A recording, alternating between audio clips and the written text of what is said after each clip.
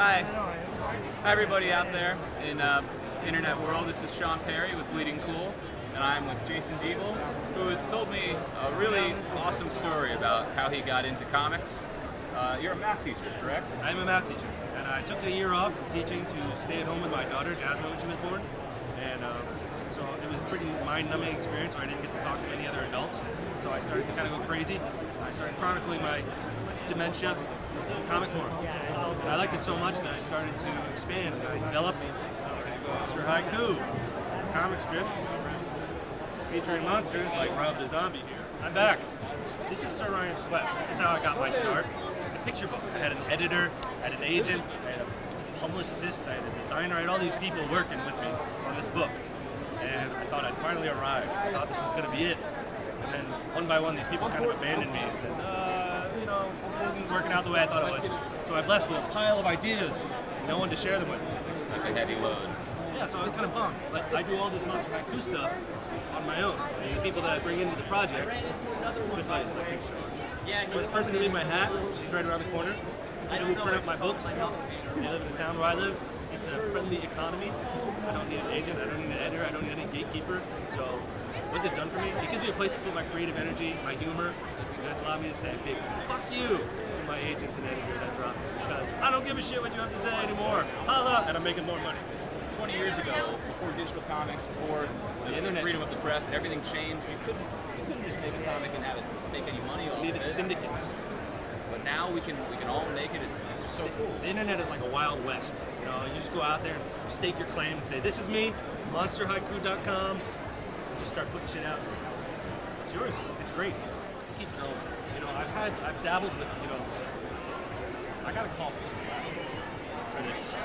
And I'm not gonna lie, I was excited. But I knew that, if it goes to Scholastic and it becomes their thing, that deal dissolved pretty quickly. But it got me thinking, what is my idea? Am I gonna just try and marry Scholastic to get to that big next level? I don't think it is. I think it's just to keep doing this and meet people like you and Wonder Woman, what's up? And just keep going forward. If I gave this to someone else, they gave me a shitload of money, that'd be nice. But I'd really lose something. I really like, it's gonna sound totally divorced from the topic, but I really like 80s hardcore punk. And I learned a lot from that scene is that these kids made up a genre of music and then went around the world, around the country, basically pollinating as they toured and creating other groups similar to them. And this whole kind of network or economy rose up out of it. And that's kind of how I treat this. I treat it as not really a band, but it's a project. I go around and I share it with people, and either they say, what the hell is this? I'm like, oh, that's cool. And out of that, it grows.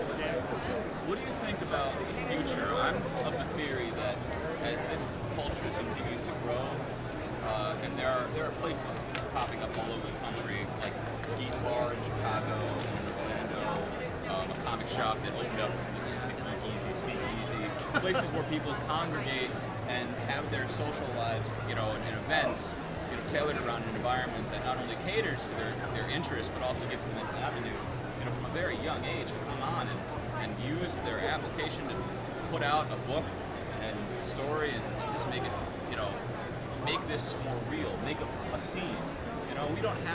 We have this, but we don't have everything every day. We don't have, Boston doesn't have Boston Comic Con once a week, but I think we will, and I think so. I think it's been an overall general realization that this is not geek.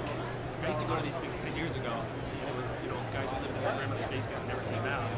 I mean, it's they're still family, here. There's sex appeal, there's beautiful people. It's everything. And I think it's just so broad. It's passion, I mean, everybody. It's a story. It's a medium. It's a medium that we don't have to have 50 million people, to make a story happen.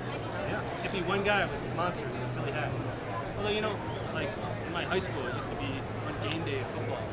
Guys on the football team would all wear their jerseys and be like, high-fiving each other and stuff. But they would feel silly if they came to a place and everybody else was wearing a different costume. I think there's a realization that your football thing is the same thing as this person's Captain America, that person's Wonder Woman. You're pretending to be the hero. You're dressing up like something you're really not for the day to have fun and to celebrate. And I think there's a general realization in American culture that it's kind of the same thing. So, sorry, jocks, but you don't have the rights to wear costumes in public anymore. And sports bars aren't the only things that should exist. Comic bars, Geek Easy Speakeasy. I'm all over it. I'm gonna get some Geek Sleazy. Geeks up top.